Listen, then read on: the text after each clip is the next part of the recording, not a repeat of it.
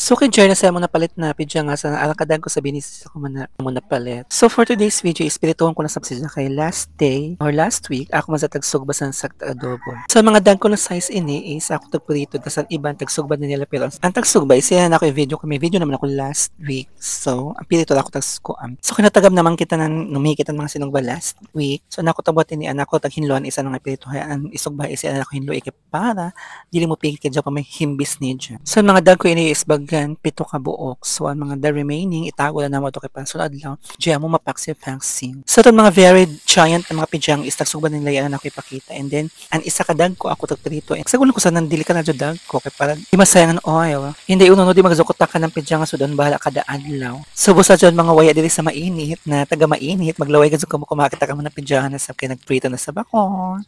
Yun, ini sa mainit, unlimited ka kaon ng pijanga. So, kailuto naman natupit na itong pijanga. Dila ka naman. See you on my next video. Bye-bye!